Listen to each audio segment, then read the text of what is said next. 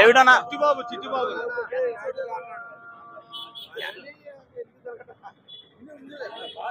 నిలబడు పాస్టర్ కదా అదా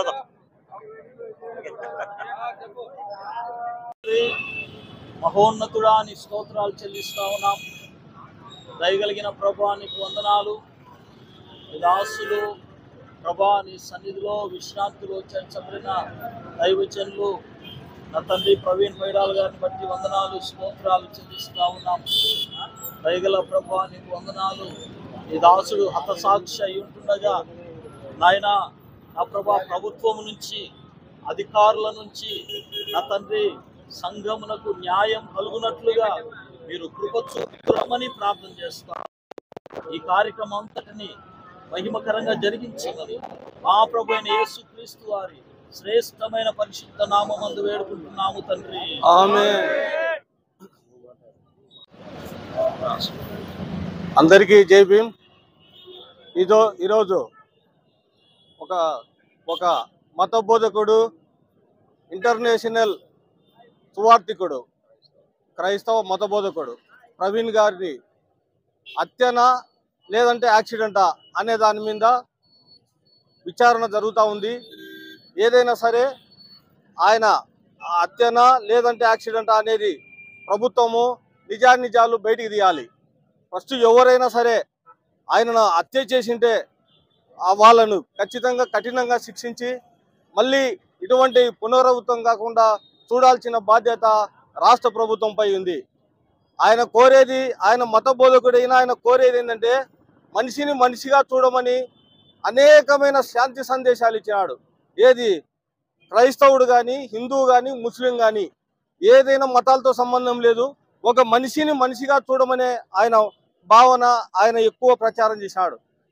శాంతి మార్గం, ఒక క్రైస్తవ మతం అంటే అది మార్గం, మతం కాదు మార్గం. అది నువ్వు పాపము పుణ్యము అనేది రెండిట్లో ఏది మంచి ఏది చెడు అని చెప్పే భావనలోనే ఆయన ఎక్కువ ఈ జనాన్ని పాపపు జీవితంలో మార్చడానికి కోసమై ఆయన ఎక్కువ కృషి చేసినాడు.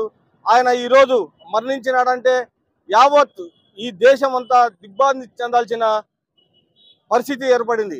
ఎందుకంటే ఆయన శాంతి కాముకుడు.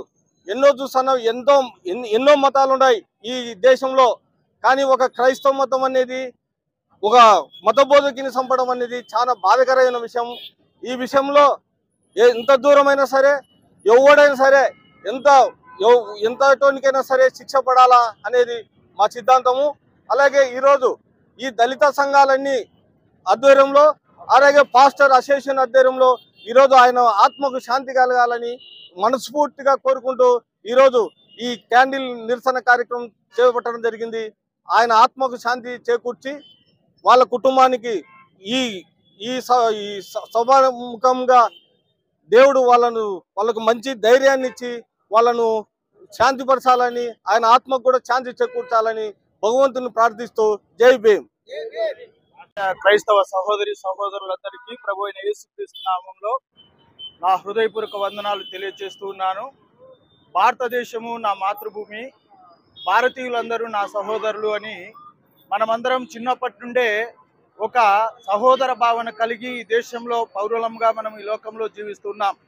అయితే ఈ మధ్య కాలంలో అనేక మంది మతోన్మాదులు మరి దేవుని సేవకుల పైన, మరి అలాగే క్రైస్తవ మందిరాల పైన చాలామంది దాడులు చేసి మరి శాంతియుతమైనటువంటి క్రైస్తవ జీవిత అనుభవాన్ని పొందుతున్నటువంటి సేవకులను, విశ్వాసులను కూడా చర్చిలు కూలగొట్టి చాలా రకాలైనటువంటి ఇబ్బందులు పెడుతున్నారు.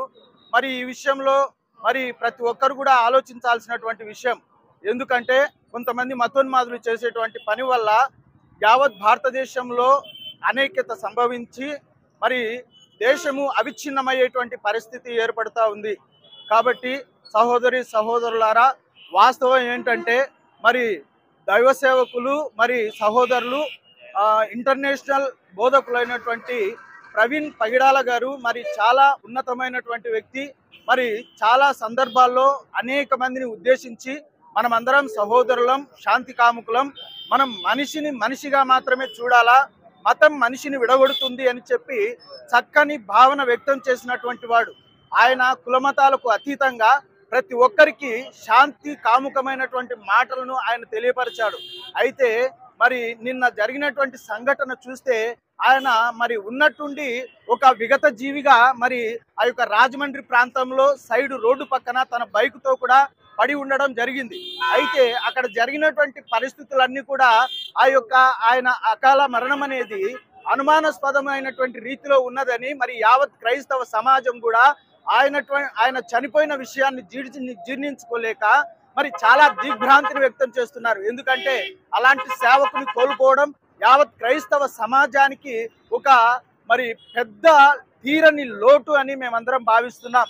కాబట్టి మనమందరం కూడా ఈరోజు మరి ఆ సహోదరుని యొక్క మరణాన్ని మరి జ్ఞాపకం చేసుకుంటూ ఇది మరణమా లేకపోతే గిన హత్య అనే కోణంలో మరి ప్రభుత్వము కానీ పోలీసులు కానీ దీన్ని మరి విచారణ చేసి ఒకవేళ దీని వెనకాల ఎవరైనా అసాంఘిక శక్తుల యొక్క కార్యకలాపాలు ఉంటే బయటికి తీసి తక్షణం వారిని శిక్షించి క్రైస్తవ సమాజానికి మేలు చేయాలని, క్రైస్తవులకు ఈ సమాజంలో న్యాయం జరుగుతుంది, మేలు జరుగుతుంది అని చెప్పి ప్రతి ఒక్కరు కూడా మరి గ్రహించే విధముగా మరి ఈ యొక్క శిక్ష కానీ ఏదైనా మరి ఎవరైనా దాంట్లో కారకులు ఉంటే వారిని శిక్షించి మరి క్రైస్తవులకు ప్రవీణ్ పగిడాల అయ్యగారి యొక్క కుటుంబానికి కూడా న్యాయం చేస్తారని మేము నమ్ముతున్నాం.